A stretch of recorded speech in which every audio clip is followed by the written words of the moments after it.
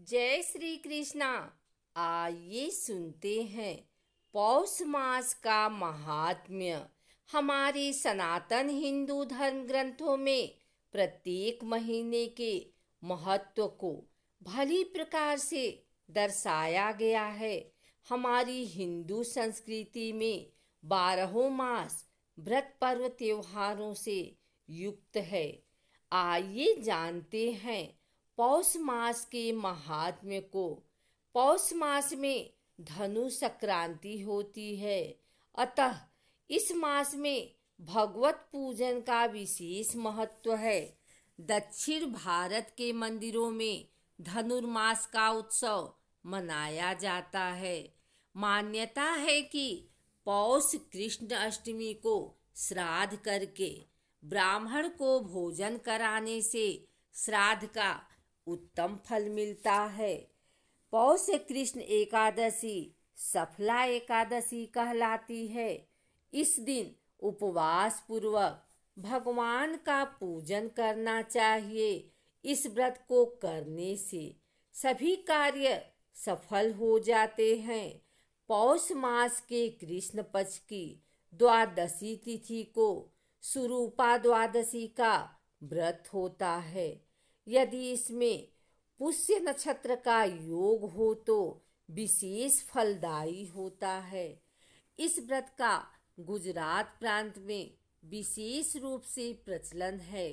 सौंदर्य, सुख, संतान और सौभाग्य प्राप्ति के लिए इसका अनुष्ठान किया जाता है।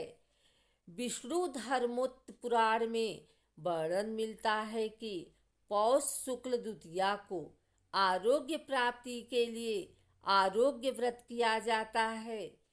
इस दिन गायों की सींगों को धोकर लिए हुए जल से स्नान करके सफेद वस्त्र धारण कर सूर्यास्त के बाद बालेंदु द्वितीया तिथि को चंद्रमा का गंध आदि से पूजन करें।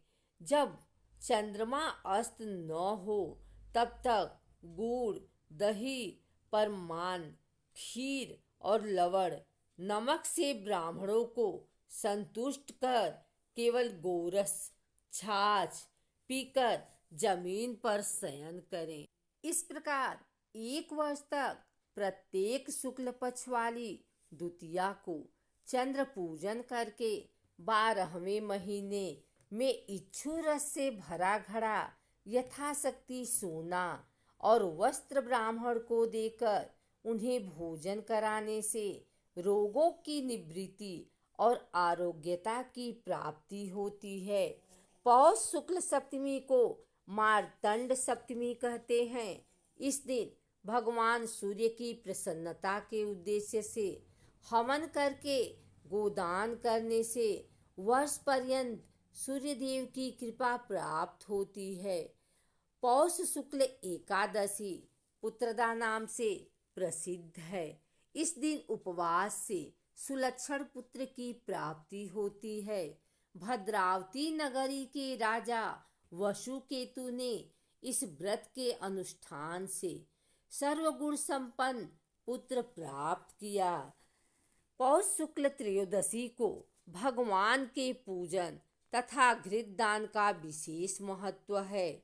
इस दिन प्रातः काल स्नान आदि से निवृत्त होकर मधुसूदन भगवान को स्नान कराया जाता है।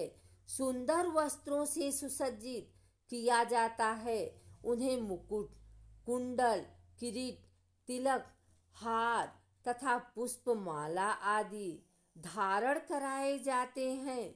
फिर धूप, दीप, नैवेद्य निवेदित कर आरती उतारी जाती है।